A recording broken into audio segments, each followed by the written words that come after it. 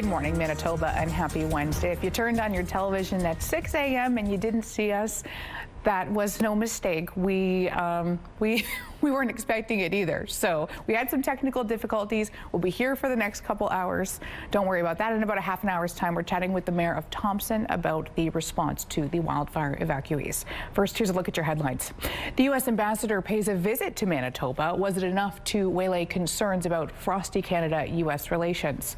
Clock ticking on Canada-U.S. trade talks. Minister Dominic LeBlanc in Washington as deadline nears. U.S. ambassador offers encouragement. And California girl meets Canadian guy. Katy Perry and Trudeau spotted dining together.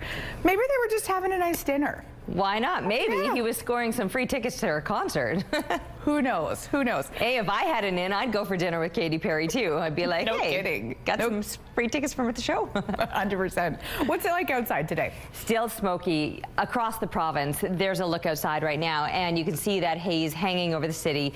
9 degrees right now, so temperatures are a little bit cooler than you might expect for this time of year, with winds out of the north-northeast 7 kilometers per hour. The pressure is rising and the humidity is sitting at 95%. That heavy smoke, all of us, northern, central, southern Manitoba, northwestern Ontario, parts of Saskatchewan as well, all under this heavy smoke warning. And it doesn't look like we're going to get much relief throughout the day today, as these winds are likely to remain out of the north on the lighter side, but still a north wind won't be clearing things out as we would like. Not much to show you on the satellite image or even on the Futurecast, to be honest with you. The conditions are looking to be fairly clear today, clear but smoky. So lacking in clouds, most definitely not lacking in that heavy smoke. That's more prevalent than we would like. We might get some improvements for tomorrow. The winds are likely to shift for tomorrow out of the south, and we might begin to see things clearing out a little bit. The conditions behind the smoke really won't be changing. We're talking sunshine and temperatures. They're looking pretty decent to start out, mid-20s, and then climbing a little bit higher. So it does still look like the mercury will be creeping up a little bit more as we head toward the weekend.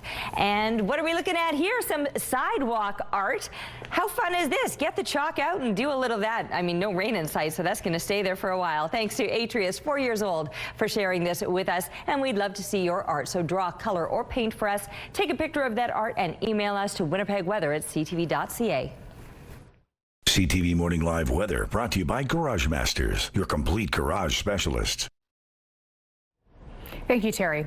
Optimistic and passionate. That's how the U.S. ambassador described his feelings about the U.S.-Canada relationship on Tuesday, adding he's hopeful a trade deal that's good for both countries can be reached. Pete Hoekstra spoke in Winnipeg days before 35% U.S. tariffs could kick in. Here's CTV's Jeff Keel with more on his visit. As a Friday deadline looms, 35% U.S. tariffs on Canadian goods if there is no trade agreement in place, the American ambassador to Canada tried to reassure Winnipeg businesses. The framework will change, but we will continue to be strong partners. Pete Hoekstra told a Winnipeg Chamber of Commerce crowd he is hopeful the two countries can reach a trade deal that benefits both sides and that the relationship between the two can continue to be the envy of the world, comparing it to a cloth that is currently being stretched and reshaped. And what we need to do is make sure that we don't do anything that starts to tear apart that fabric or that fiber. President Donald Trump has already placed 50% tariffs on Canadian aluminum and steel. New numbers show inflation jumped slightly in the U.S. last month. Hoekstra was asked what the U.S. position is on the connection between tariffs and inflation. Obviously, this administration, we don't see a direct link between the tariffs and inflation. History has shown when you increase the cost of a good through its manufacturing process, that cost is ultimately going to be borne by the final purchaser of that product or service, and that's the consumer. The ambassador sparked controversy recently when he said there are reasons President Trump believes Canada can be mean and nasty to deal with.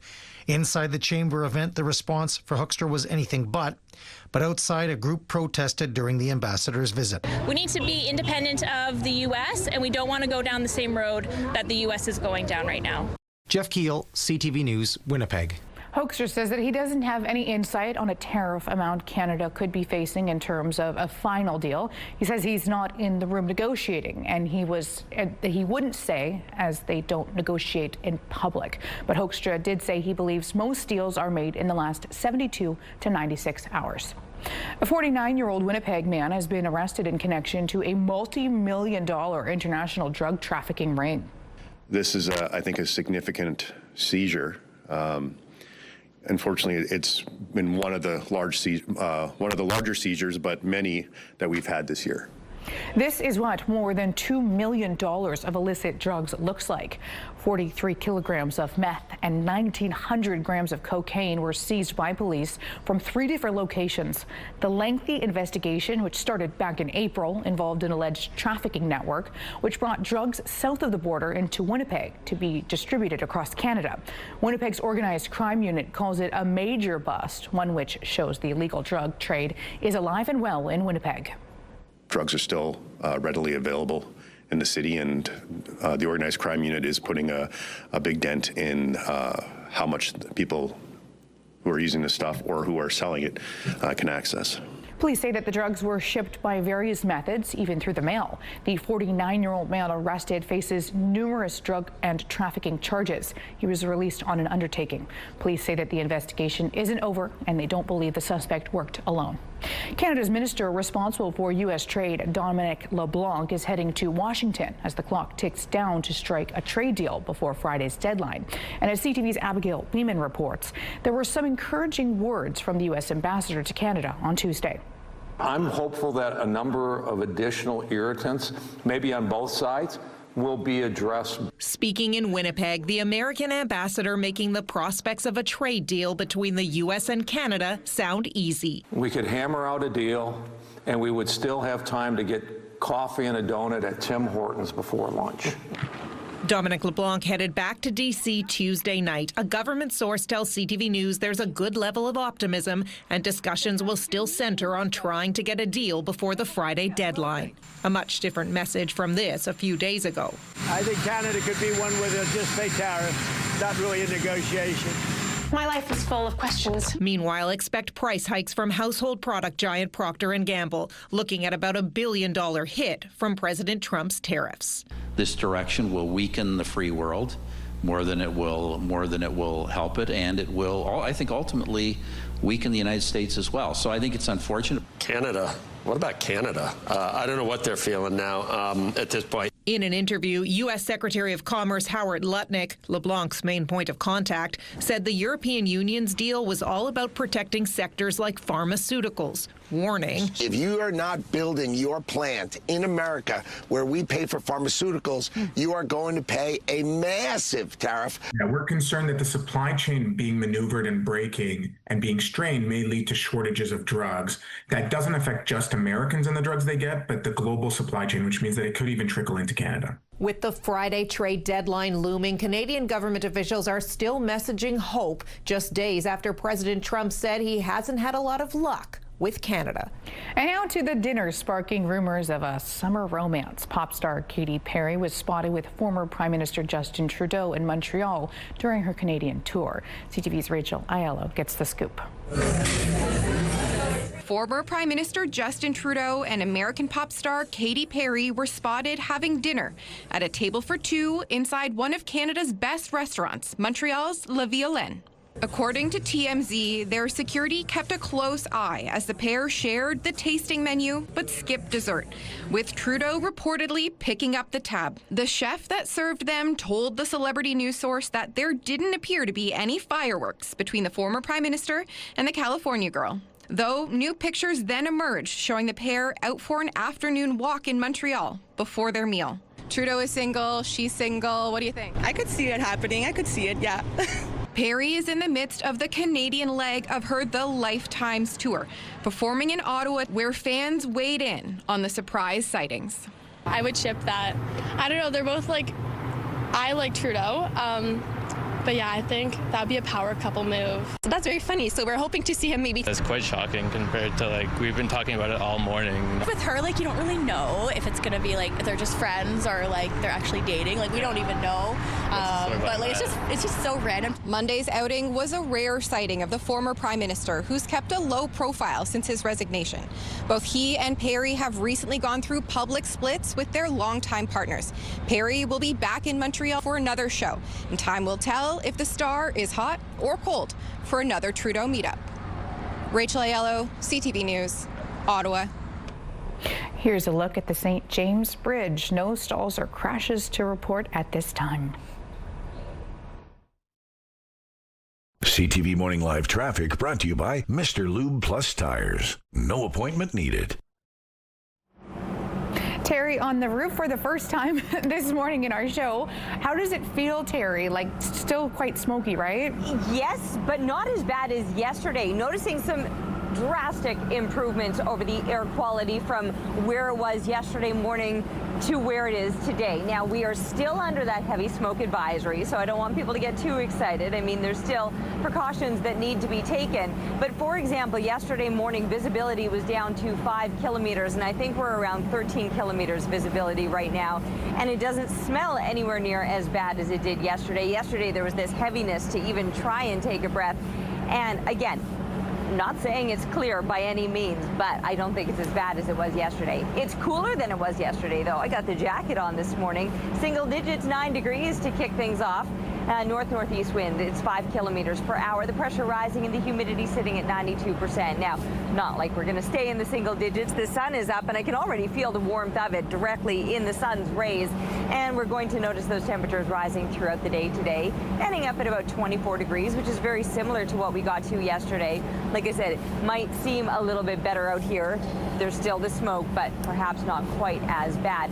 We might get improvements with that smoke, by the way, with winds shifting out of the south for tomorrow. So today's winds are still expected to be primarily out of the north. I think it's a northeast wind at this time, but staying on the lighter side. And then a slightly stronger south wind tomorrow could begin to clear this all out again. Now, the temperatures will also continue to ramp up a little bit more through the rest of the week. 24 expected today, but it gets hotter in the days ahead.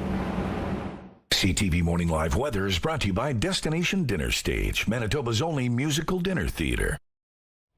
At CTV Morning Live, we're all about celebrating your amazing pets. And whether they're furry, feathered, or scaly, your Pet of the Week submissions, they've been amazing. We want to see more of them, please. So whether it's dogs, cats, birds, or any pet pals, send them our way. Drop your pet photos and a fun little story about them to petoftheweek@ctv.ca. Catch us every Thursday between 6 and 9 to find out if your pet is the Pet of the Week on CTV Morning Live.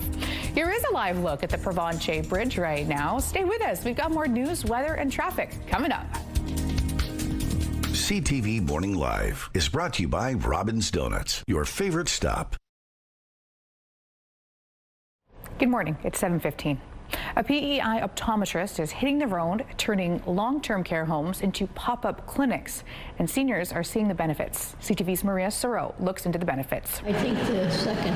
77-year-old Blanche Westaway doesn't know when she last got her eyes checked. You don't want to go blind. A lot of people are doing this. You're a pro. And they should be. That's not so rare at this long-term care home, or others like it, says optometrist Jessica Wood. I've heard 20 years, I've heard never. I have put lenses in front of patients' eyes and had them say, oh my gosh, I didn't know I could see this well. That's why in April, Wood hit the road, taking her services straight to seniors, reaching them in rural communities. She says eye disease rates rise with age, but checkups become less likely. We're going to try both eyes open. Even though timely care can keep their world in focus. I think you can see that, right? Yeah. Wood got $37,500 from the provincial government's Health Innovation Fund, which covered the bulk of her costs. But she's invested $20,000 of her own money into this work. It matters to me a lot. I know that the farther that you are from Summerside or Charlottetown, the harder it is to get services. Mobility challenges make it difficult. The last time Robert Gamble took his mom to the eye doctor, he had to arrange an accessible taxi both ways. Whole production took maybe about 3 hours, and this was maybe 30 minutes, so it was quick and easy. 98-year-old Olga Gamble has cataracts, so now they're considering surgery. Still do all my puzzles and things like that, crossword puzzles and number puzzles. Wood says she's set her sights on the rest of Western PEI's care homes, determined to get patients the care they need, no matter where they live. Maria Saru, CTV News, Summerside, Prince Edward Island. A Newfoundland sheep farmer is hoping to keep it in the family and preserve a decades-old tradition of ferrying his flock to a small island every summer. CTV's Garrett Berry explains why. A house call like no other, as his father and grandfather did before Keith Morey boards this boat to care for his flock on Ship Island. Here, the sheep roam free from predators and free to graze on salty, windswept grass that Morey believes improves the animal's flavor when the lambs get to the plate. Coyotes are so numerous now, and they're getting bolder all the time. They're out in the middle of the day. It's just, this for us, this is a godsend having this safe haven. It's a cooperative of sorts. A handful of farmers share this island near Torscove in Newfoundland and share the labor of upkeep. It takes all of them, and more besides, to herd the animals, to check them for worms and other illnesses. This tradition has changed a lot. Lambs used to be caught one by one, brought down to the boat by rope. Now, the biggest challenge is getting enough people to herd. The sheep that come here year after year, and some are leaders, and they know the routine. Sometimes you come out, as soon as they see us coming up over the bank, they say, especially in the fall of the year, they almost come running to the chute because they know it's time to go home. There was even a surprise today, what the farmers called bonus lambs. 2 newborns, maybe just a week old, first spotted today. It's pretty cool to see that, that sheep had a set of twin lambs, healthy twin lambs out here, less than a week ago with no human intervention at all. Keith's nephew, Matt, and his son, Liam, are part of the next generation. It was just the way of life, so me committed to taking this over, it's always been, it's in my blood, They say they're bucking the trend. They will keep this farming alive, even if fewer and fewer of their peers are interested. Garrett Berry, CTV News in Ship Island, Newfoundland and Labrador. Here is Kenaston and Sterling Lyon. This stretch of town looks so far so good today. Let us know if you spot otherwise on our X page, CTV Morning WPG. Traffic is brought to you by Curtis Carpets, Manitoba's flooring experts. Taking a look at your gas prices, the Canadian average stands at $1.36. The provincial average is slightly lower, $1.30. And in Winnipeg, the average is $1.29. The lowest price in the city is $1.19. All this info available at gasbuddy.com. Price at the pump brought to you by kidneycard.ca. Get a free tow and a tax receipt for value of your car. Your primetime lineup starts at 7 with MasterChef, followed by Gordon Ramsay's Secret Service at 8. Then it's Battle of the Generations and Match Game to wrap up the night at 10. Only on CTV. Outside, Terry, was smoky upstairs. You said it was just a hair better than yesterday, though. Yeah, and I stand by that. Honestly, yesterday was something else with only 5 kilometers visibility. That's not the worst that it's been. I do believe there was a day earlier on this season where we were down to 3 kilometers visibility. This morning, though, we're at about 13 kilometers visibility. Our cameras are situated higher up in the sky, so it does look worse through the camera lens than where it looks at ground level or where I was on the rooftop. A look now through the Bathfitter Live Eye. Bathfitter, your bath and shower experts for more than 40 years. And yeah, you can see that there's still certainly some heavy smoke and haze out there this morning. I'm just saying it's a little bit better than perhaps it was this time yesterday. 9 degrees, single digits, and we're not the only ones there. We've got Gimli and Pinawa at 7 degrees right now. Even cooler, Roblin coming in at 6, Dauphin at 8. Just for a reference point, 13 degrees. That would be a seasonal low temperature. Nobody quite there yet. And sun has been up for a couple of hours already. But don't be thinking that it's going to be a cool day by any means. It's perhaps a cool morning. We will make those gains and ending up very close to what is normal for this time of year with our daytime highs. Now, single digits still in Thompson this morning. Most of northern Manitoba. Oh, we've got single digits in the Pas as well. Most of northern Manitoba is in the double digits. The smoke remains an issue. I was saying it perhaps doesn't seem quite as bad as yesterday, but we are still under the heavy smoke warning. Most of Manitoba, parts of Saskatchewan, much of northwestern Ontario as well, all with this heavy smoke still hanging over us and probably will for another day or so before we really start to see those improvements, and that'll be when those winds start shifting out of the south for tomorrow. Let's take a look at how these temperatures will be rising through the day. Well, I mentioned it is a cool start to your morning. Here's midday, and we're up in the low 20s here in the south, high teens for northern Manitoba. And as we continue on into the afternoon, getting around 24 degrees here in Winnipeg with low 20s across much of northern Manitoba as well. 26 degrees, that's normal for this time of year. We're likely to get back to that number tomorrow with perhaps some cleaner air as south winds are expected to increase a little bit. And speaking of increasing, the temperatures will as well well, getting up into those high 20s as we're looking ahead to the weekend. And our weather picture today, a very cool sky. This was taken the other day in Notre Dame de Lourdes after the rain passed on through and that sun was busting out again. Thanks to Diane for this. And keep the photos coming, please, to Winnipeg Weather at ctv.ca. Thanks, Terry. It's that time of year again, and CTV, along with Chicken Chef, want to see how you're soaking up the Manitoba summer. Whether it's concerts, golf, or getaways, share your best photo with us. We've seen some amazing moments so far, and now it's your turn to shine. Share your favorite summer photo for a chance to win the $5,000 grand prize. On top of that, there are daily draws where you can also score $50 Chicken Chef gift certificates. Plus, you could win a stylish fire table and patio umbrella from Discount Furniture Winnipeg. So snap and share your summer magic with us. There's an empty field next to Polo Park, and it might stay that way for a little while. Housing was set to be built there, but now the developer is stalling, saying that one of the reasons is a cap on international students. CTV's Harrison Shin explains. So it's been a site that's generated a lot of excitement. Yet it remains an empty field. New housing was supposed to be built here by 2033, but the developer says the situation is different now. For one thing, they were targeting international students as potential tenants. You're running into issues where construction costs are staying very high, where you're having less immigration, including temporary foreign workers and students, and you're having higher interest rates. And the location works for getting to school. One of the nice things about Polo Park is it happens to be on a very convenient bus route to the University of Winnipeg. It's one bus to the University of Manitoba, and so that connection is really desirable. People don't like to take two buses. In 2024, the federal government capped the number of international students allowed to study in Canada. This is now starting to show not just here, but also at Manitoba's universities. It wasn't too impactful, really, on the enrollment for last fall.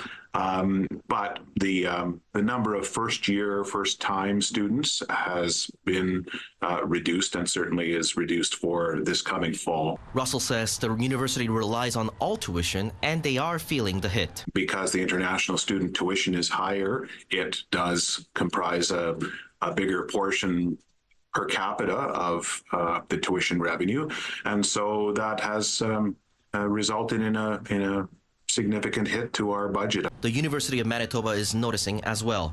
In a statement, Vice Provost Greg Smith said this year we've also seen a noticeable decrease in the total number of international applications for the coming fall term. Sarnowski says the site will be developed. The questions are what and when. We'll end up doing something there. The site is just so valuable that, it sitting empty for another 10 years just isn't tenable. Harrison Shin, CTV News, Winnipeg.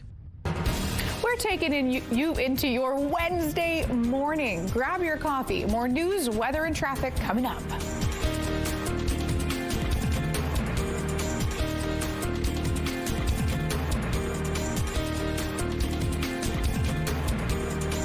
We're learning more details about the pilot killed in a crash just outside the city on Saturday. He's been identified as Peter Toth, a member of the Experimental Aircraft Association.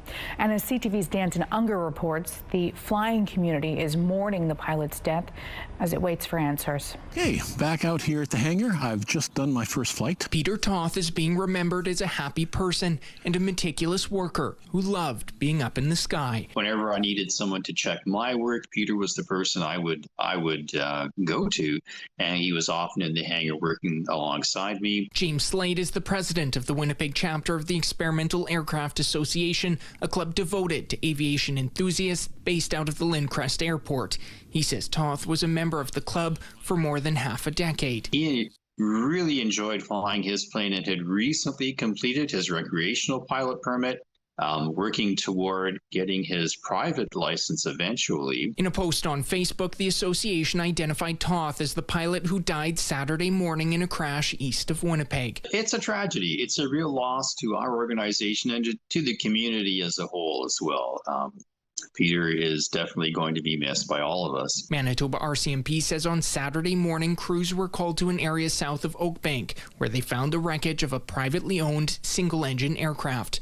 The Transportation Safety Board of Canada confirmed the pilot was the sole occupant, telling CTV News the TSB deployed a team of 2 investigators to the site of an ultralight aircraft accident, which collided with terrain in a field near the town of Dugald. Let us mind your airplane.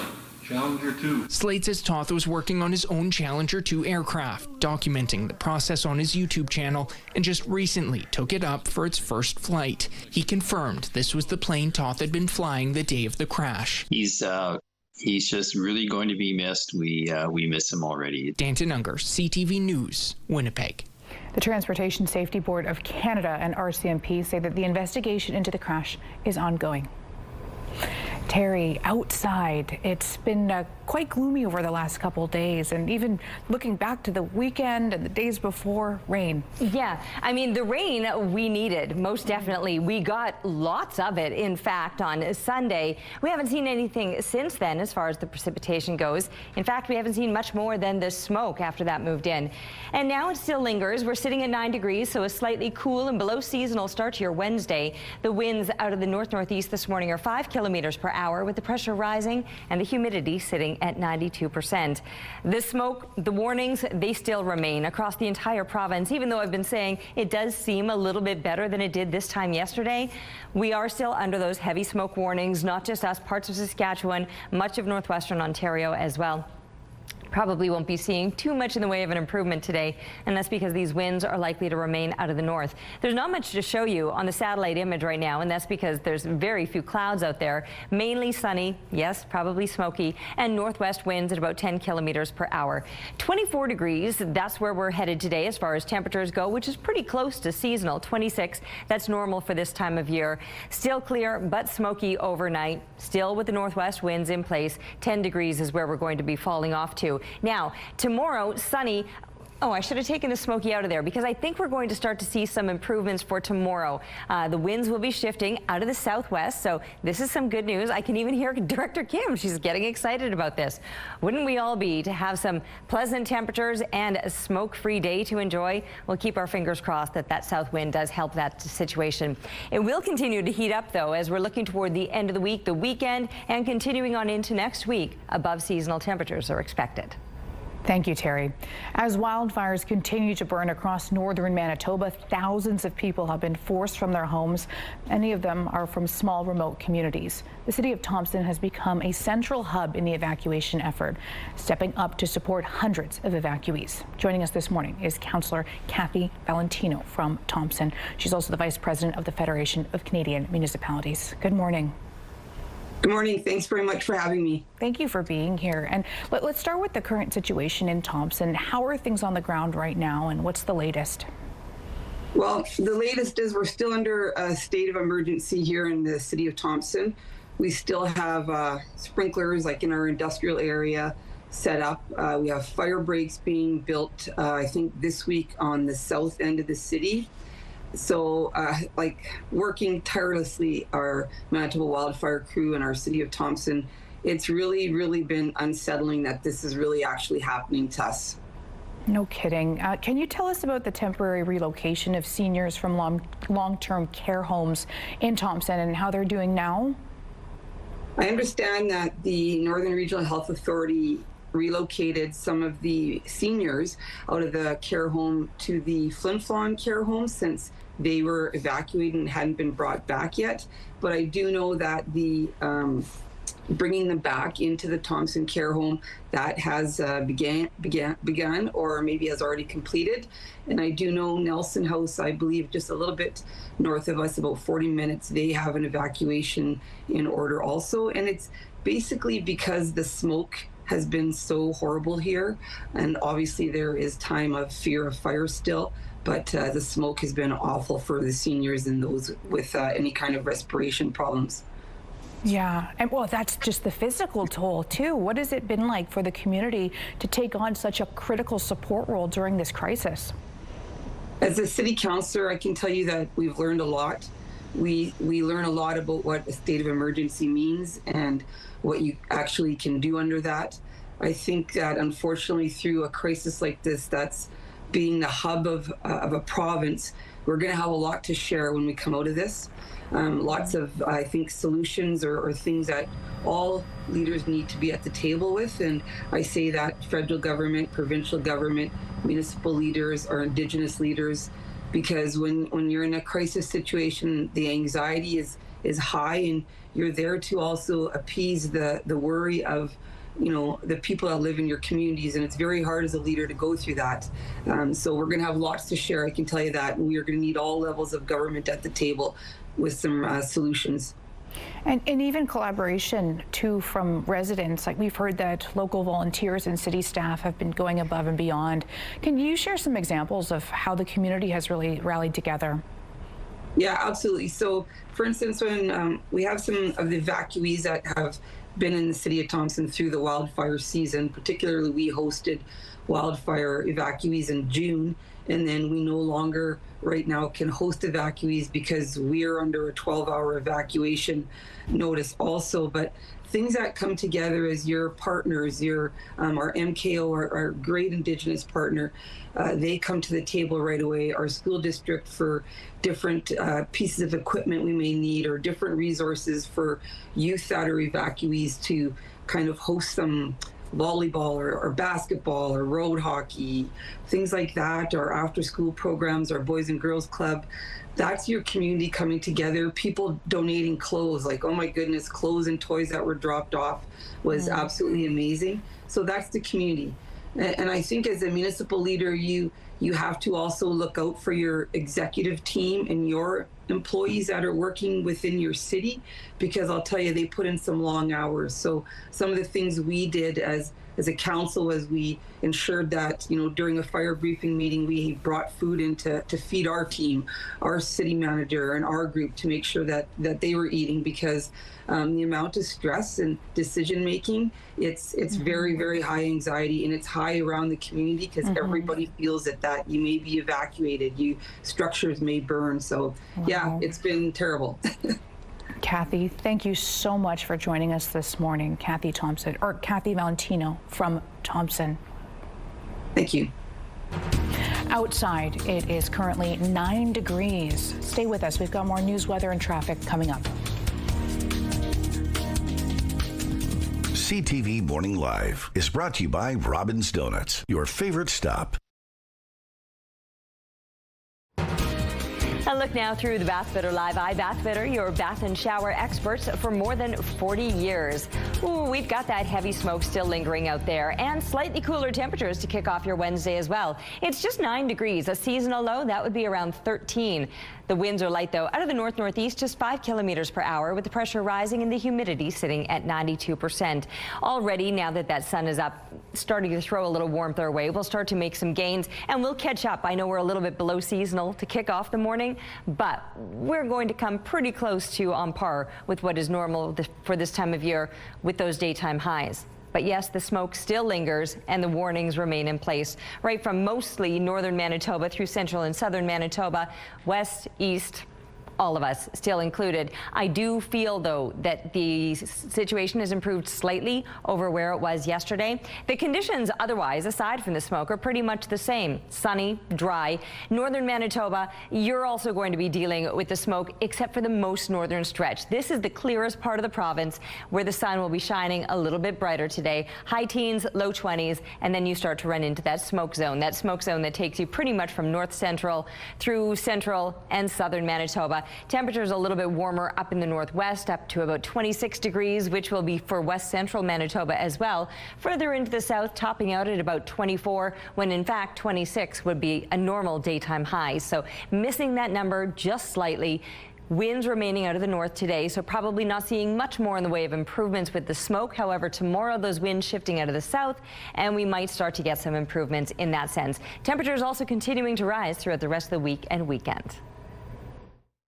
CTV Morning Live Weather brought to you by Mr. Lube Plus Tires. Same-day oil and tire changes.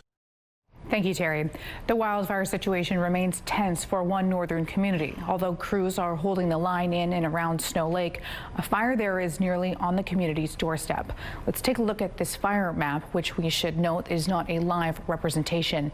As you can see, the fire in the north is creeping across Snow Lake's golf course and is less than a kilometer away from the town itself. In its update, the town of Snow Lake says that this area is high priority for crews who are busy digging fire breaks, and heavy equipment and air support keeps the flames at bay. And although the town says that hot spots have popped up on either side of the highway leading to Hudson Bay's Lalor Lake mine, it appears crews have managed to protect the mine itself. The town says a new finger has blown out to the south and is heading towards Chisel Lake. That's the little blue dot you see near the bottom of your screen. Now, crews are creating fire lines in this area. The town says that there were no new fire starts in the area Monday. We're winning this game. It's going to be a fight. It's not over yet, but we are winning. The town and the mines are safe for the time being. Just keep the faith that this will be over hopefully soon, but we don't know exactly when. There are now 127 active wildfires in Manitoba. The community of Cormorant, about 80 kilometers northeast of the Pas and home to about 300 people, is under a mandatory evacuation order as of 1 p.m. on Tuesday. And residents of Tatasqueyak Cree Nation are starting to return home. 2 months after being forced out by wildfires, some 2,400 people were sent to Winnipeg, Thompson, Brandon, and Niagara Falls, Ontario. Coastal BC remains under a tsunami advisory this morning following a massive earthquake off Russia Tuesday afternoon. It's actually the largest earthquake in the last 14 years. With the motion of this earthquake, it's actually thrusting, so that's the ground is actually moving up and down. We're waiting on official word on how this has affected BC. Less than a foot of wave height was expected. BC's Emergency Preparedness Agency said that a tsunami was expected in parts of Haida-Gwa, around 10:05 p.m. Pacific time, and Tofino at around 11:30. Waves have reached the coast of California, according to the U.S. National Weather Service. BC has warned people on or near the water to move to safer ground. They're also advised people with boats to move out a depth or at least 55 meters.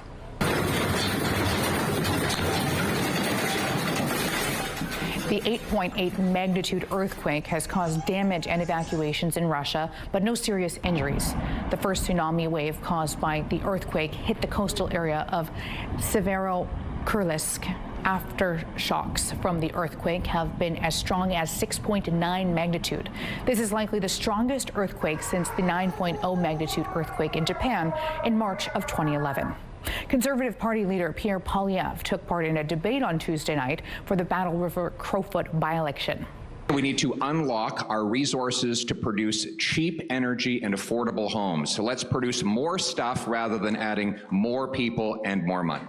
Poilievre shared the stage with 9 other candidates running for the seat. There are more than 200 people running, most of them sponsored by the longest ballot committee protest group. Poilievre is widely expected to win the seat, which the Conservatives took with more than 80% of the vote in the last election.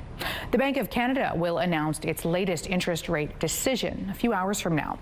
Most economists are expecting the central bank to hold its key lending rate steady at 2.75%. This comes after strong job numbers in June and a slight uptick in the inflation rate. Bank of Canada Tiff Macklem has said he's taking a wait to see the approach as the trade war with the U.S. unfolds. Taking a look at the current traffic situation along Portage and Polo Park. Unlike your usual traffic barricades, there's no other stalls or crashes that we know of. Taking a look at your gas prices, the Canadian average stands at $1.36, while the provincial average is slightly lower with $1.30. In Winnipeg, the average is $1.29. The lowest price in the city, $1.19. All this info is on GasBuddy.com. Price at the Pump brought to you by KidneyCard.ca. Get a free tow and a tax receipt for value of your car. How's it going? Jermaine Franklin inside the TSN Sports Center newsroom with your must-see moment from Tuesday. For it, we go to Detroit. D-backs taking on the Tigers. James McCann drives one deep to right center. Matt Vierling tracking, has it pop out of his glove as he crashes into the wall, but somehow he maintains focus and hauls in the juggling ball for the out. Vierling covered 103 feet to make the incredible circus grab. Believe it or not, this is the third juggling catch involving the Tigers this season. That is your must-see moment. And tonight on TSN, Dodgers taking on the Reds. Coverage begins at 6 p.m. Central. That's all from the Sports Center newsroom. Have a great day.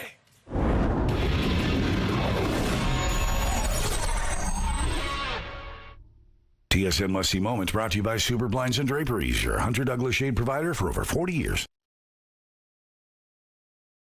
Weather brought to you by Blinds Are Beautiful at 900 Lorimer Boulevard, featuring Hunter Douglas shades.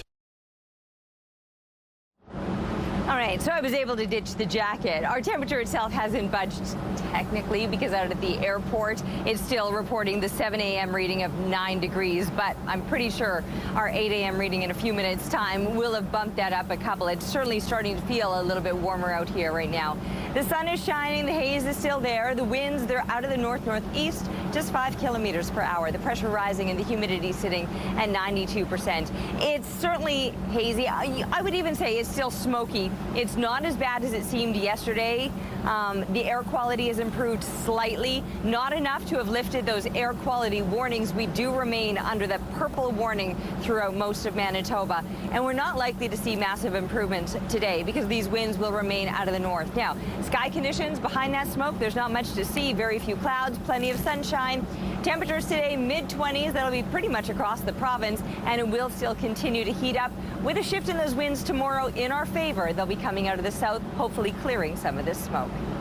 Thank you, Terry. This week, all eyes are on the Bank of Canada as it prepares to announce its latest interest rate decision. With inflation still high and job numbers higher than expected, most experts don't think that the rate cut is coming. But could we see a surprise? Joining us now to break it all down is business analyst Brian Bortzakowski. Good morning, Brian. Good morning. So what is the general expectation, the Bank of Canada's rate announcement this week, or today, I should say? Yeah, it's happening in about an hour. They'll make the announcement at about 45 Central. The expectation is that they will not cut. Everybody's sort of waiting to see, will they cut, won't they cut? The last cut was in March. And since then, a lot has changed, right? We're talking about tariffs. It's unclear how tariffs are going to impact the economy. We're starting to see it impact parts of the economy, but what does this mean longer term? And the Bank of Canada really wants to make information and cuts and raises based on data that they can wrap their hands around. And there's not a lot right now because it's so uncertain. So we don't need to cut right now. Job gains were pretty good. Just recently, 83,000 jobs were announced in the economy. That's pretty good. Our economic growth was 2.2% in the first quarter. That's not bad. So we haven't seen a major softening that would indicate to the Bank of Canada that they should cut. So they're at a level now where maybe they can just wait and see what happens. Where will this tariff stuff go? What's it going to look like in a few months? And then they can come back and say, okay, we're going to cut, or they may be able to say, we're good now. But right now, there's so much uncertainty. I think they're going to stand pat, and that's really what the majority of economists think right now. So I don't think there will be a surprise. You mentioned the tariff stuff. How big of an impact is the trade war on this decision? I think it's huge. Now, when we were, first talking about trade back in March and April, everyone was worried. There was a lot of panic. There was that Liberation Day. Nobody knew what was going to happen. I think there's less panic now. Businesses are starting to maybe say, okay, well, we're in a period of a bit of uncertainty. Maybe the tariffs won't be as bad as we think. There's this August 1st deadline that's coming up where right now there's 25% tariffs on non-USMCA goods, so goods that are not covered by the trade agreement with the U.S., which is, the most of the goods. So we haven't felt it in a lot of areas because a lot of goods are still trade exempt or exempt from tariffs right now. But he's saying that will increase to 35%. Will it happen? Will we see a trade deal? Canada and the U.S. are in intense negotiations. Mark Carney said that yesterday. So what happens on August 1st? That will be a big story. And that's what the Bank of Canada wants to see is, do we have a trade agreement in place? Will there be certainty for businesses and consumers going forward? If not, then it weighs on economic decisions, it weighs on business decisions, and it weighs on whether we want to go out and spend money at the grocery store. So if it does hold steady, what does that mean for Canadians? Right now, you probably, you won't feel it in your mortgage. If rates are cut, usually pretty quickly you start feeling in your variable rate mortgage. You might, get better rates on fixed rate mortgage, although it tends to be worked into the price. If there's an expectation, those rates will come down earlier. If you have like a line of credit, the amount of you would pay would go down if they cut. You won't feel any of that. It'll be kind of business as usual in your own personal finances right now. And so it'll, you probably won't notice much, but a lot of people do want their mortgage rates to come down because they have to renew soon. There's still a lot of renewals this year and next year. But right now you won't sort of feel anything immediately. We're almost out of time. Anything quick Canadians should watch out for? Yeah, I mean, just if you're looking at the economy and what's going to happen next, Tiff Macklem, he will give an announcement today. He'll put out a press release. I'm watching to see what he's going to say. What are the things he's looking at that will indicate whether he cuts in the future? What are the concerns that the Bank of Canada has around the economy and trade? Those are the big things. And August 1st, we'll see if there's actually an increase in tariffs from the U.S. or if Donald Trump, as he often does, says, we'll push it off again until a few months from now. Brian, thank you so much for this chat. Here's a live look at McPhillips Street. We've got more news, weather, and traffic coming up. It's time for Let's Celebrate. Let's see who's having a celebration today. Happy 12th birthday to Joseph. Love Mom, Dad, Jaden, Jeremy, Justin, and Jersey. Happy 5th birthday to Brogan with lots of love from your family. Happy 79th birthday, Craig, with love from your family and friends. Happy 90th birthday, Mom and Grandma, Lorraine. Love your family. If someone you care about is having a birthday, anniversary, retirement, or graduation, let's celebrate. Submit your celebration. Visit our website, ctvnewswinnipeg.ca. Fill out the form at least 2 days in advance. We'll also enter you into our monthly contest for a chance to win a $100 gift certificate to Party Stuff. Let's Celebrate, brought to you by Party Stuff, 3 Winnipeg locations and at partystuff.ca.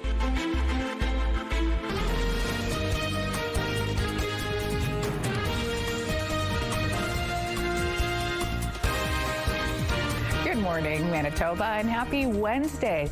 Tariff talk. Now, that's a tongue twister, is something that we've been doing a lot on this program. And of course, August 1st is that deadline for the 35% tariff on Canadian goods.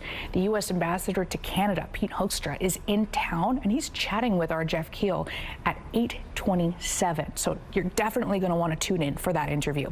First, here's a look at our headlines. Protecting first responders, what the province is asking Ottawa to do in the push to keep emergency workers safe. Clearing the air regarding Clear Lake, a group of pushing back against to move a ban of watercraft over zebra mussels. And it turns out the worldwide trade battle is not so great for your complexion as the price of coveted products heads upward. Just feels like everything is heading upward, like our day. But our Optimistic. day is heading up. I mean, we didn't even make it on air for the first hour, so here we are back again. Nowhere but up. And thank you for anybody that tuned in at 6 o'clock and didn't find us and still managed to come back now. We appreciate you checking in. And we're happy to be here. Yep, for another hour yet, so let's go. It's 9 degrees right now and still on the smokier side. You can see that smoky haze still hanging over the city. We've got winds out of the north-northeast, 5 kilometers per hour. The pressure is rising and the humidity sitting at 92%.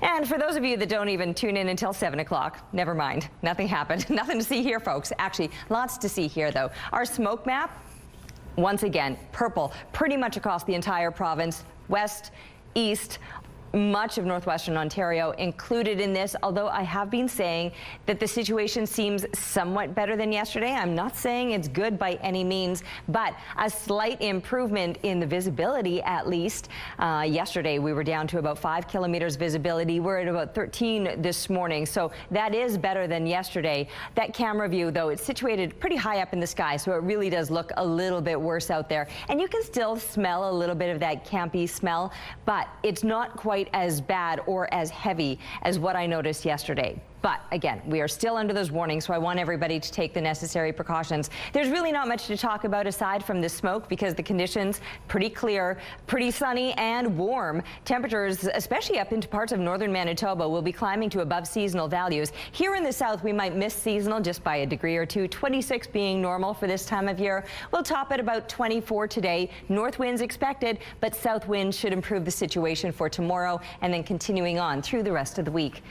Your sidewalk art will go nowhere. We've got no sign of rain, so Atrius, this will be sticking around for a while. And thanks for sharing your picture with us. We'd love to see your art as well. Draw, color, or paint, and email us to winnipegweather@ctv.ca. Thank you, Terry. Pushback is coming from Clear Lake residents fed up with a boat ban. They're fighting back against Parks Canada's decision, commissioning a study of their own looking at the ban's impact of the spread of zebra mussels. Motorized watercraft have been banned by Parks Canada on Clear Lake since mid-May to stop the spread of invasive species zebra mussels. Fairness for Clear Lake member Trevor Boquest says that the group didn't know Parks Canada was planning an outright ban. Instead, residents were planning for the One Boat, One Lake plan proposed earlier in the spring. Fairness for Clear Lake has filed an application for the injunction, calling for a judge to review the ban on the motorized watercraft.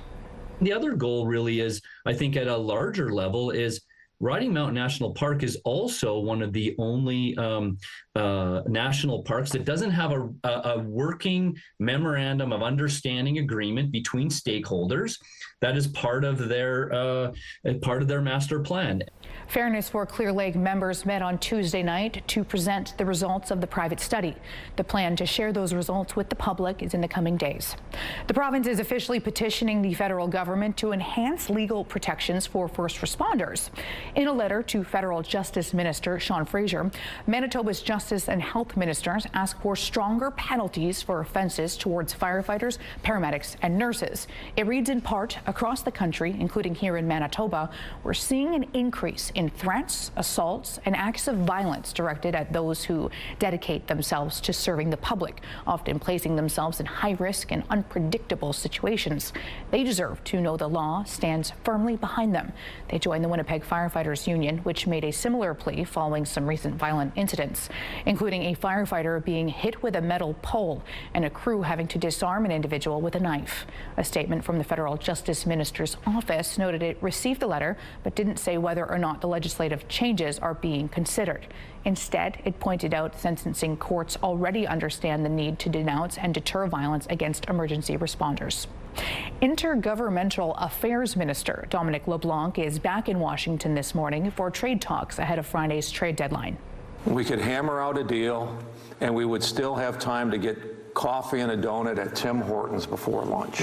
Speaking in Winnipeg, the U.S. ambassador to Canada is trying to reassure businesses about the relationship between both countries. Sources tell CTV News that there is a good level of optimism and discussions are still centered on trying to get a deal before Friday's deadline. This is a change from a few days ago when U.S. President Donald Trump said that his country may not reach a deal with Canada. Prime Minister Mark Carney is expected to meet with his cabinet today on the situation in Gaza. A source has told CTV News Ottawa is considering recognizing a Palestinian state if Israel does not agree to a ceasefire. Sources also say no decision has been made at this time.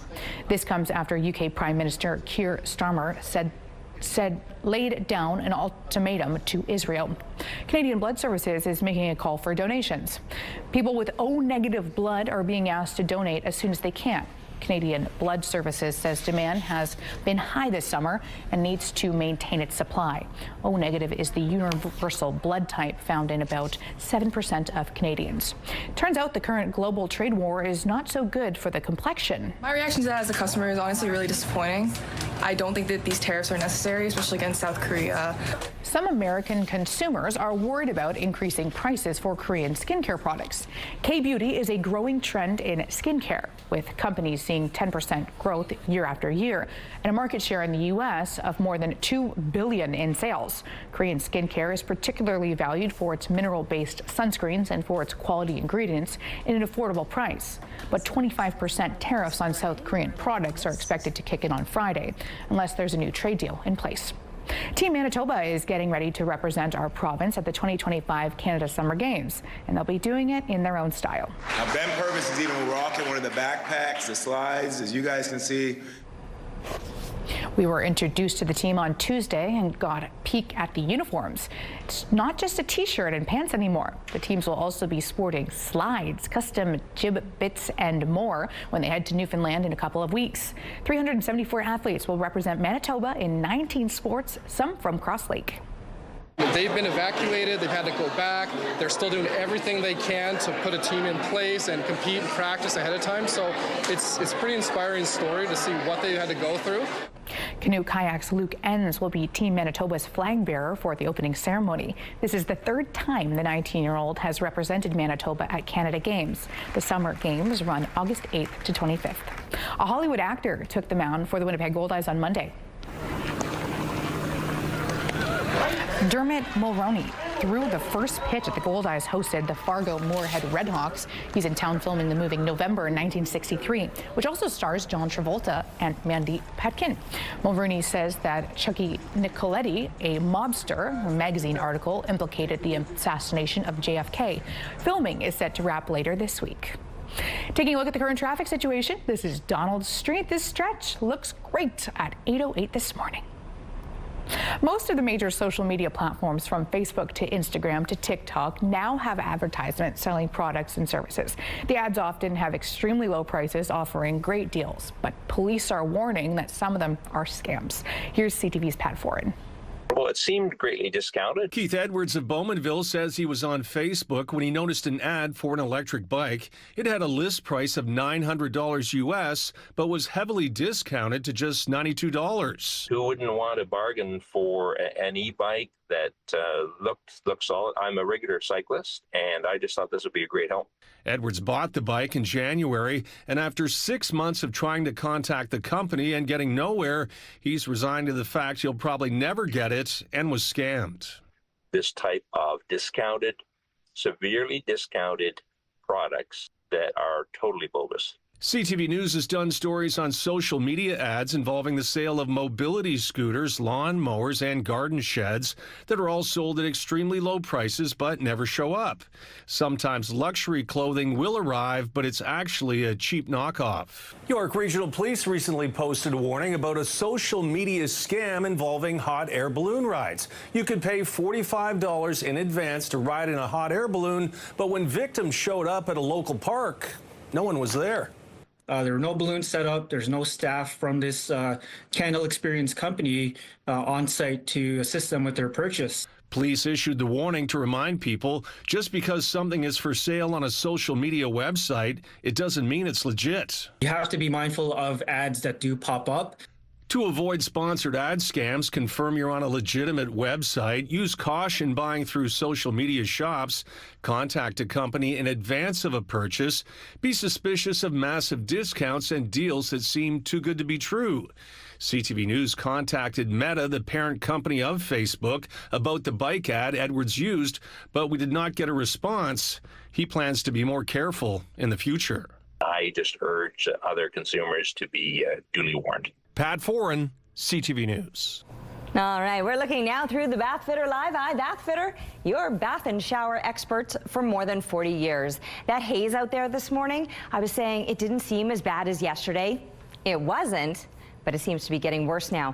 So, for example, last hour we were at 13 kilometers visibility. You compare that to yesterday morning at this time, we were at 5 kilometers visibility.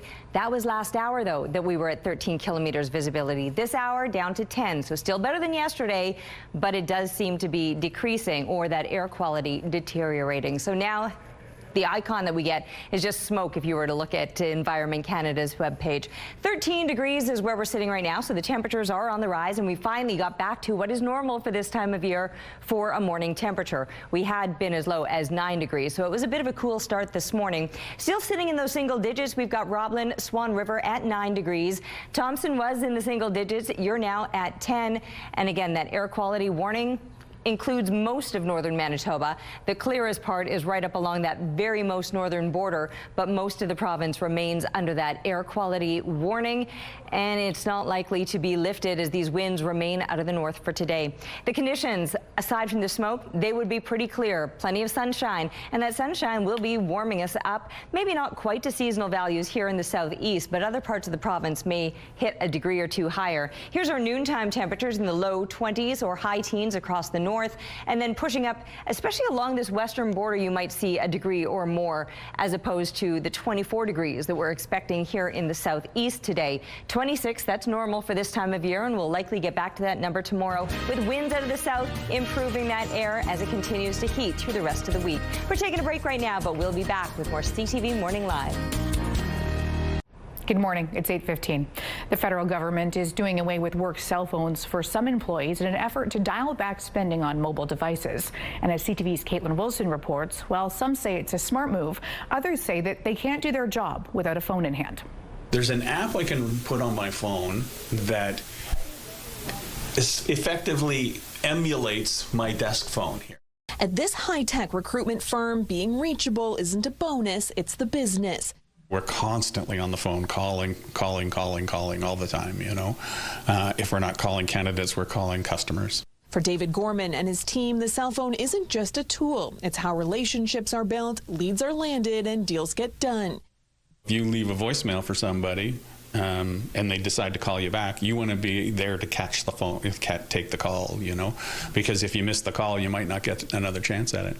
But in the public service, the federal government is dialing back on both cell phones and landlines and replacing them with soft phones, which allow employees to make calls from desktops or laptops in order to cut costs. When we have a government now that has a very large deficit and is trying to rein that in, when they're ordering all of their departments to find cost savings, taking the phones and ditching them is an easy way to do it, especially when there's alternatives out there that we've learned. Concordia economics professor Moshe Lander says even his own university, like many businesses, is following suit. What prof is in the office anymore 9 to 5 and is taking student phone calls or so they said, forget it. Like, use Teams if you want to interact with each other. During the last fiscal year, Shared Services Canada spent nearly $90 million on mobile phones, which they say will still be provided when necessary, and some public servants don't seem to mind. The phone is typically more for traveling. Most of us don't really do a lot of traveling, so I personally don't really see a need for a work phone, even though they're issued automatically. And while critics argue many public servants will end up using their personal phones, raising privacy concerns, for those outside the public sector, the phone isn't always optional. I know myself, I need my cell phone anyways, because this is how I sent my papers. Anyways, I'm a long distance truck driver, and that's how I sent my papers. Caitlin Wilson, CTV News. It's a celebration of movement, community, and resilience, all happening right here in Winnipeg. U-Turn Parkinson's is marking August 1st as the very first Ride for Parkinson's Day in Manitoba, with a major cycling event and family-friendly bike parade at Assiniboine Park. Joining me now is winner of Amazing Race Canada, Tim Haig. Tim is living with onset Parkinson's and is here to tell us how the event is empowering others and raising awareness. So you've done events before. Tell us about the marking of this date on August 1st. This date is very important to us. It's our second biggest fundraiser in the year, and it allows us to once again bring our community together, the Parkinson's community, and celebrate the good things that happened this year, celebrate the success we've had, and just be together and raise awareness and let the community, the wider community, know what Parkinson's is all about. And that's what U-Turn's about, right? You guys have raised thousands of dollars. For folks who haven't heard about the organization, tell us about it. We are a wellness center that works toward having exercise programs available for people with Parkinson's, plus voice programs to help with things like this. We have our heart beaters for exercise, but we do 20 different classes a week and a variety of different things. You can be up to doing a 50 kilometers bike ride like we're doing this Friday, or you can come and do seated classes we have all ranges for all different folks with Parkinson's disease. Or, you know what, if you're not physically able, why don't you just donate as well? Because you said 50 kilometers, and I was like, I don't know if I can handle that, but I will give you a little bit of money for the organization. Or just come and hang out with the bike parade. We're decorating our bikes either at home and bring them, or come there and decorate them. We'll have mascots from True North and the Jets. We'll have a DJ and music, a little bit of food. It's going to be a fun time.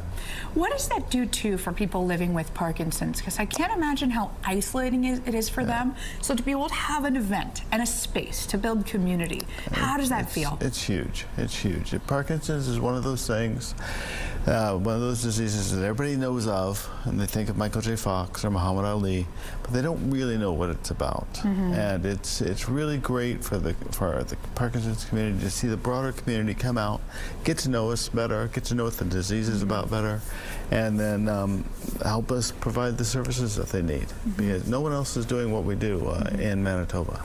And it's been said, too, that physical activity can actually help with the symptoms. How fitting to be doing a ride. Oh, yeah. Well, that's what we do, right? We want to promote what works for us. And exercise has been proven. Science has shown us that it is the second best thing that we can be doing for ourselves, besides taking our medication. Tim, what's the website, by the way, before we're out of time? Team81.ca. Okay, and this event is happening August 1st. You are a true champion in this space. Thank you so much. Okay, out here this morning, I was saying that air quality seemed to be deteriorating. We had gone from 13 kilometers visibility down to 10 just in this past hour. And now as I step outside, starting to notice more of that smoky aroma as well. Even though the temperatures are on the rise, we're feeling, the warmth of it all, but the air quality deteriorating. So maybe another indoor day for us, despite the fact that the conditions otherwise would be quite pleasant. Across the province, plenty of sunshine, low to mid 20 temperatures are expected, just slightly below the seasonal 26 here in Winnipeg. We'll probably top out at about 24, but those winds out of the north will remain so today. So no improvements with the air quality for today likely. However, tomorrow those winds will be shifting out of the south, getting a little bit stronger, and we may begin to notice the improvements coming then as this air and smoke begins to clear somewhat. Temperatures will continue to rise then throughout the rest of the week.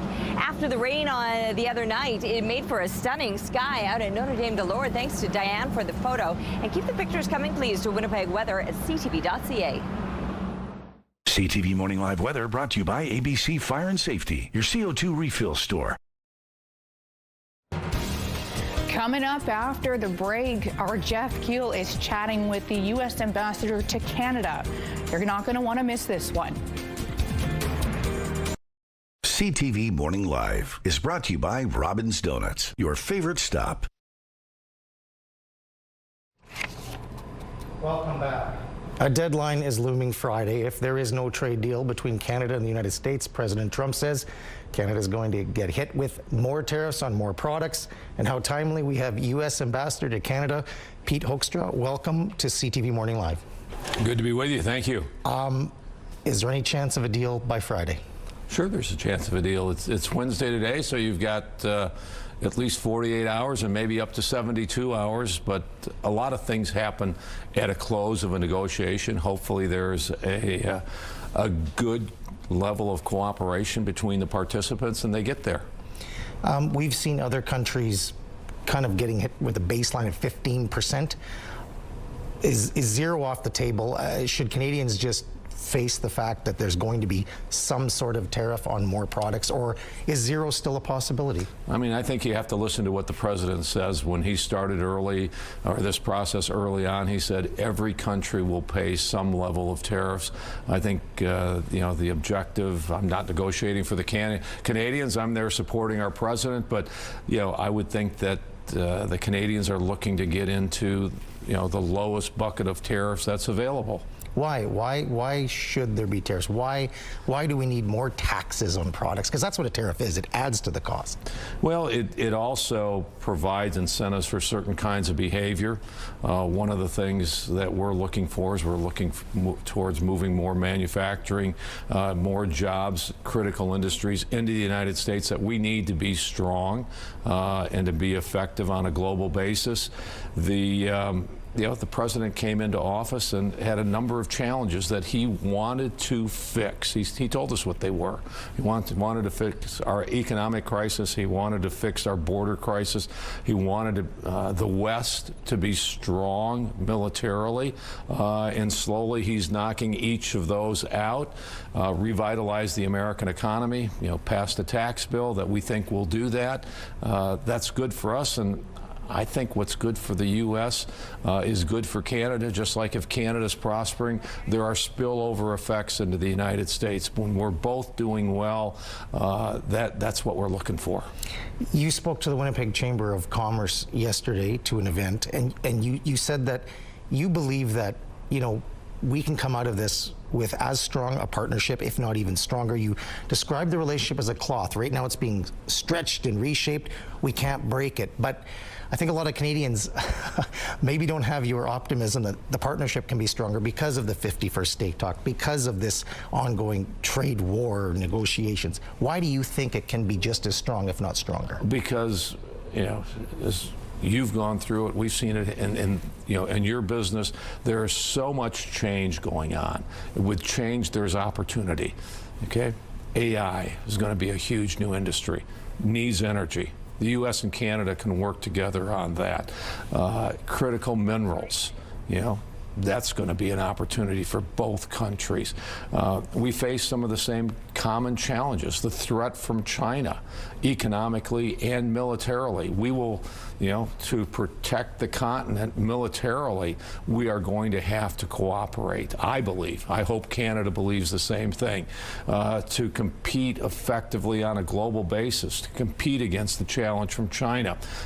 We do better when we do those kinds of things together. There are more opportunities for us to collaborate, grow this relationship, and make us stronger because of what's going to happen on a global basis. Do you understand why some Canadians are upset with your president when he talks about the 51st state, and why some of them don't want to travel, why provinces are banning it? Do you understand why?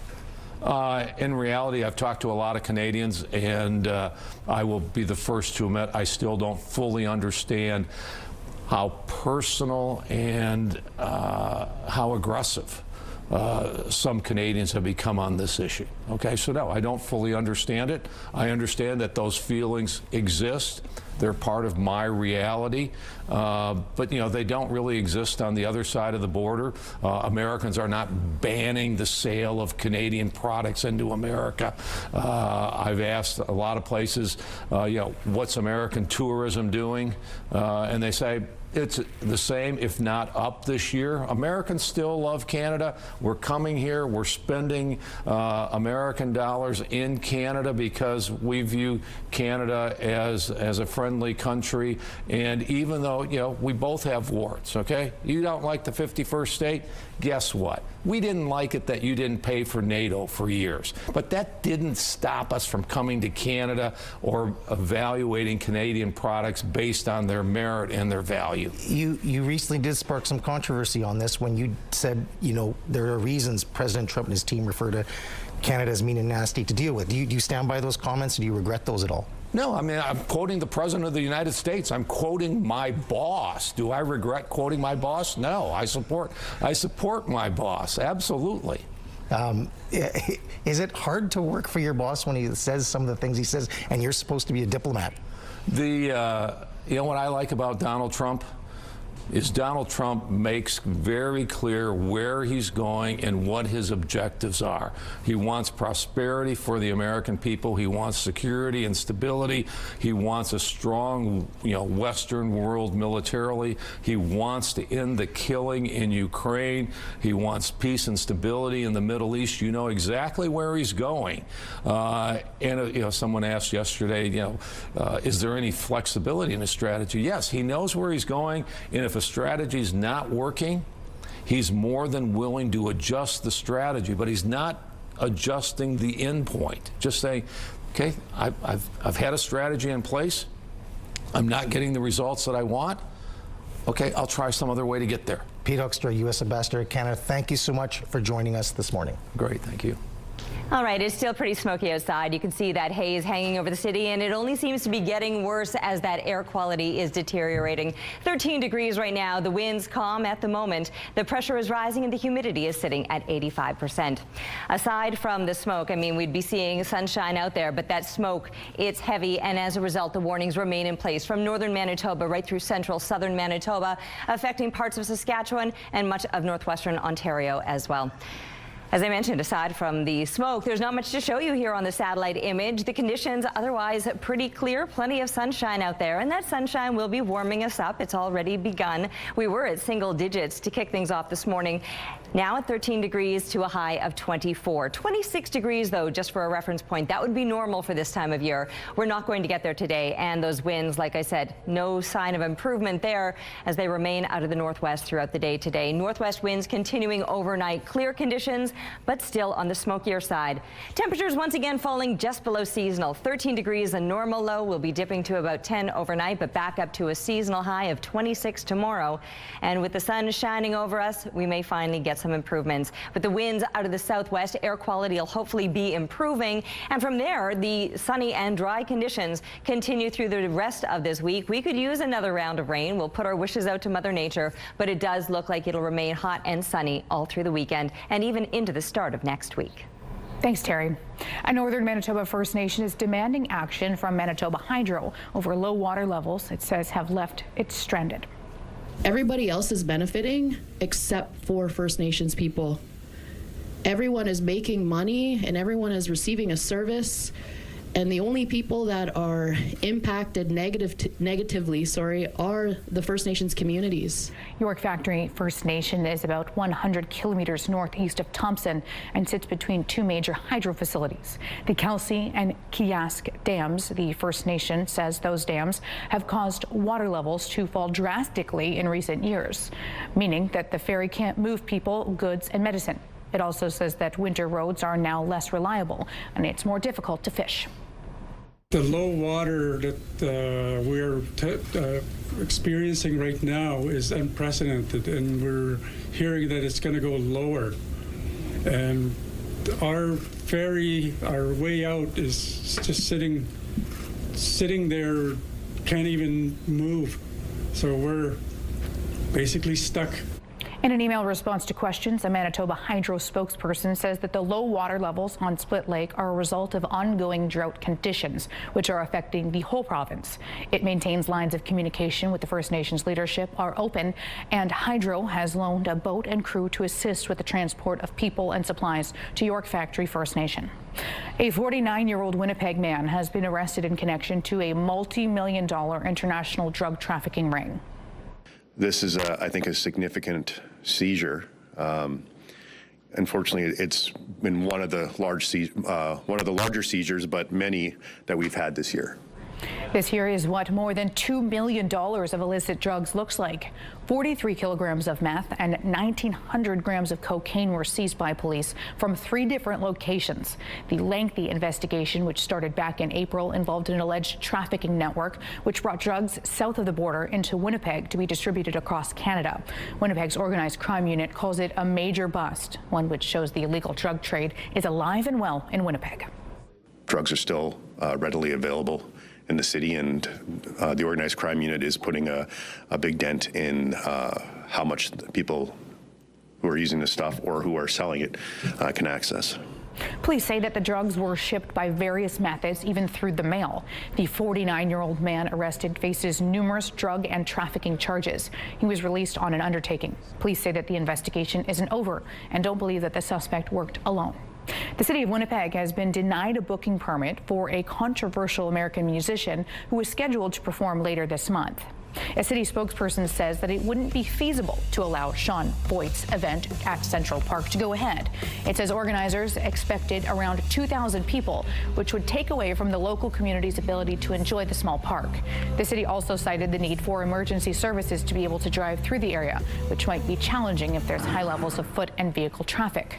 Voigt's complaints about who's spoken out against abortion and LGBTQ2S+ people is a rising star in the mega movement. Officials in Eastern Canada canceled several of his concerts there.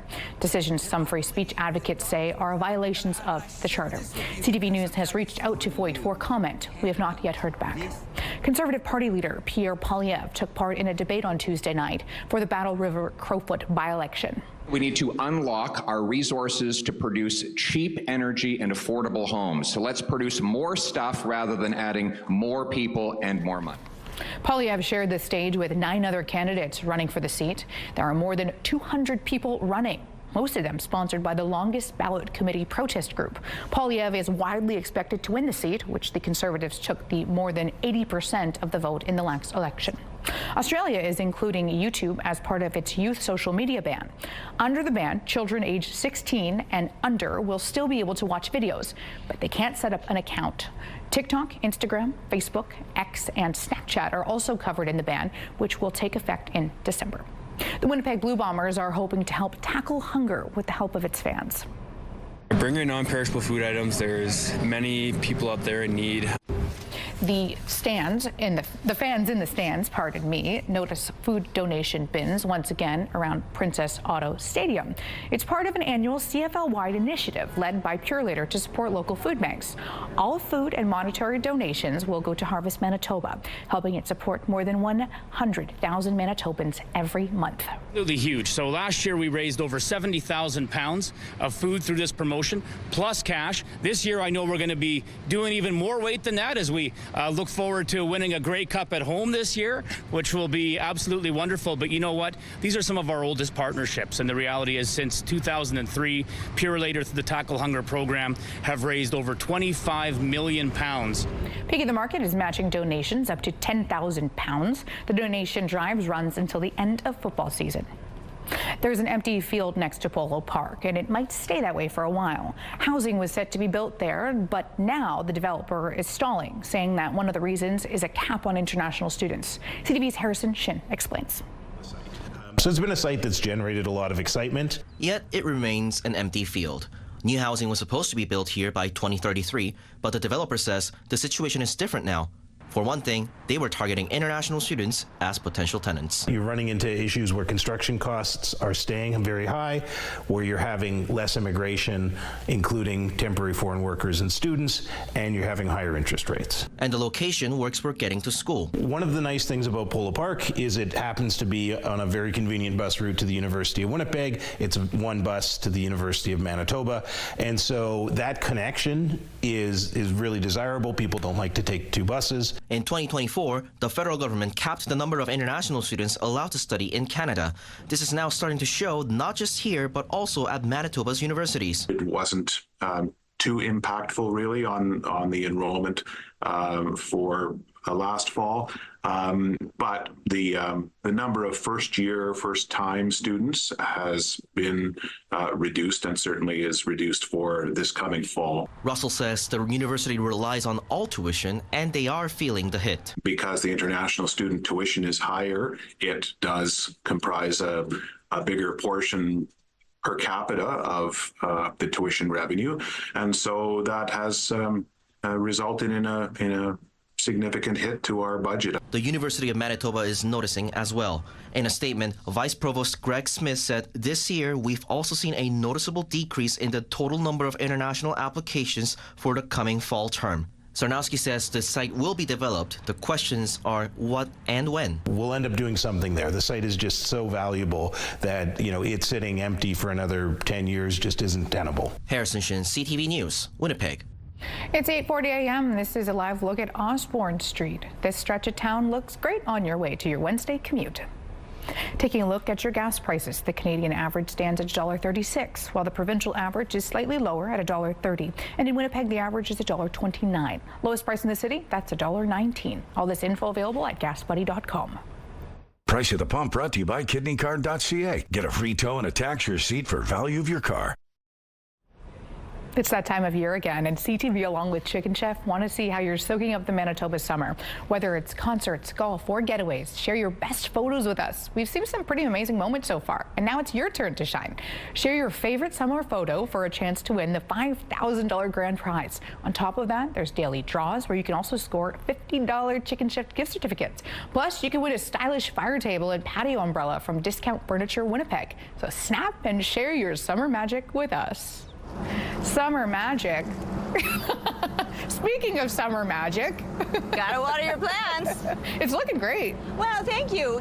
They got plenty of rain over the weekend. My rain gauge was showing just over 30 millimeters. Some parts of the city on Sunday or over the weekend itself, not all on Sunday. I think there was like a millimeter or two that fell outside of Sunday. But basically, over the course of the weekend, got anywhere from 30 to almost 40 millimeters of rain, depending where you were in the city. And I thought, oh, they're good for a couple of days. Well, now it's been a couple of days, and there's going to be a couple more before we're seeing any sign of precipitation. And one thing that I've really noticed, the plants have not been loving the smoke. So I thought a little extra hydration will maybe help some of this, because this isn't improving. In fact, it's only gotten worse over the course of the morning. Now starting to deal with that heavier smoke back in again, although those heavy smoke warnings were never lifted. 13 degrees is where we sit right now with winds on the calm side. Pressure rising, the humidity sitting at 85%. But we've been dealing with these northeast winds through the overnight and will continue with winds staying light, but still out of the north when they do increase at all. So that north wind still drawing in more of that smoke, and there's no sign of improvements here. And in fact, when I say the air quality seems to have deteriorated somewhat.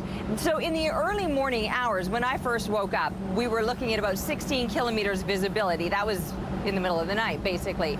And then when we started the show, well, we were a little late this morning, but around 6 a.m., say, we were down to about 13 kilometers visibility. Now we're down to 10 kilometers visibility. So it is decreasing. However, this time yesterday morning, we were at 5 kilometers visibility. So even though it does seem to be getting worse over the course of the morning, we're still better off now than we were yesterday, but we'll see how we do throughout the day today. As I mentioned, these winds will remain out of the north. Now, tomorrow, getting some improvements, south winds increasing, temperatures also increasing. We'll top out at about 24 today, but it will get hotter throughout the rest of the week.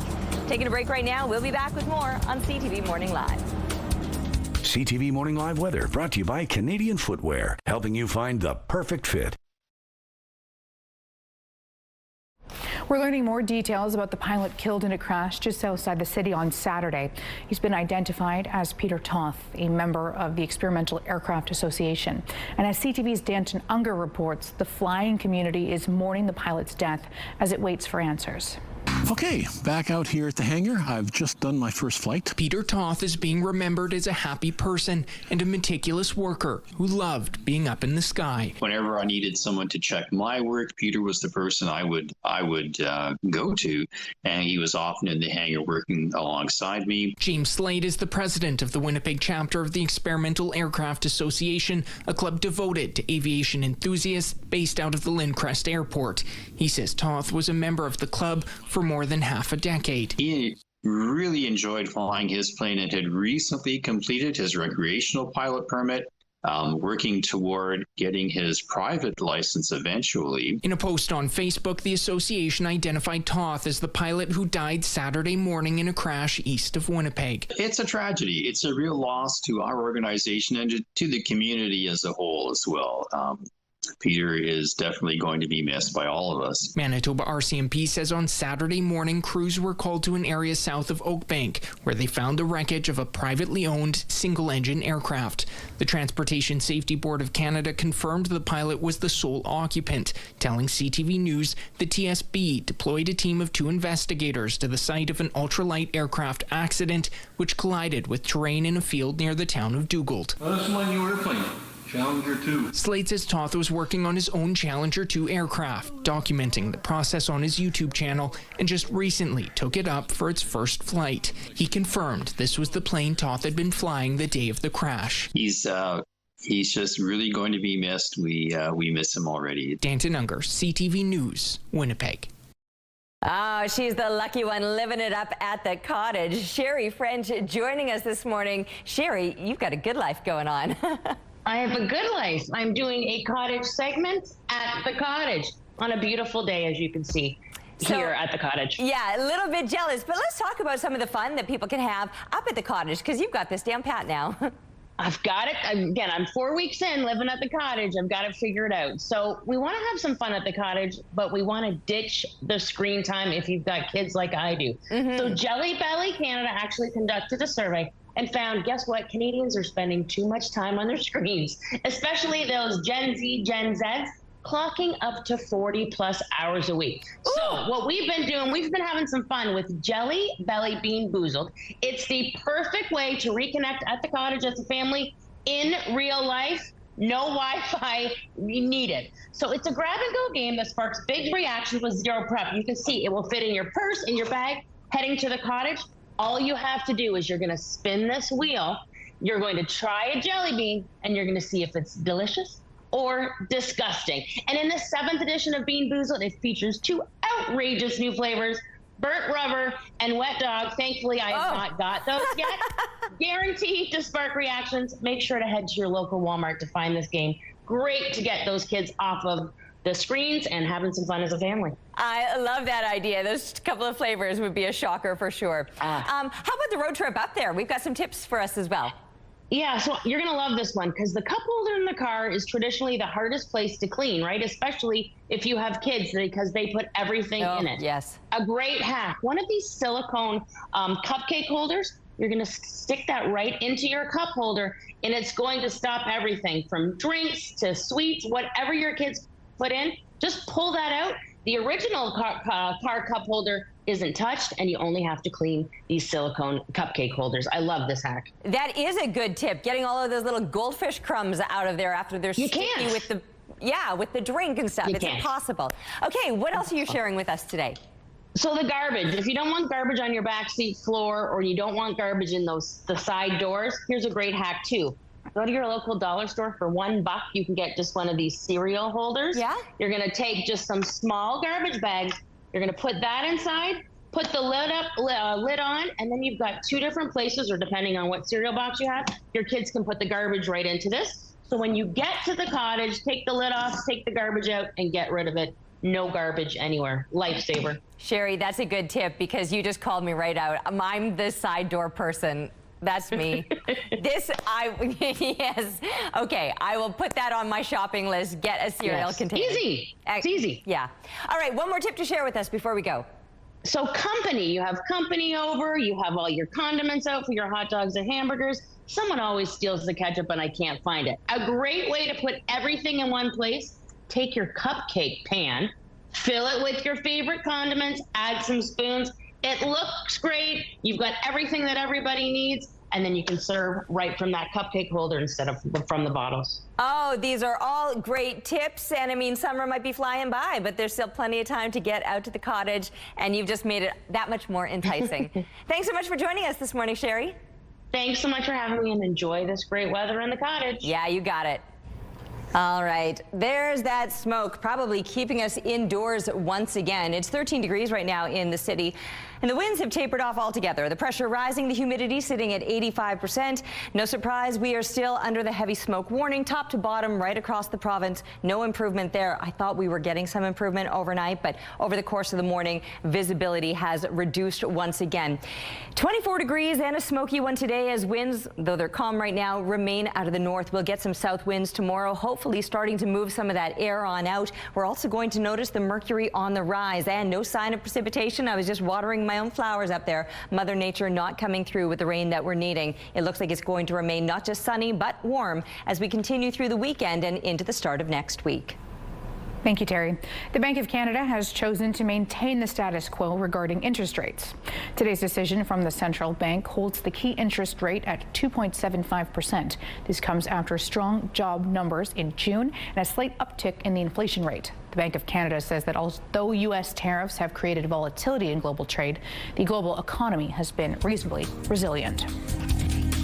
Rooftop arrangements provided by Lacoste Garden Center. Salon services provided by Essentique Spa Salon.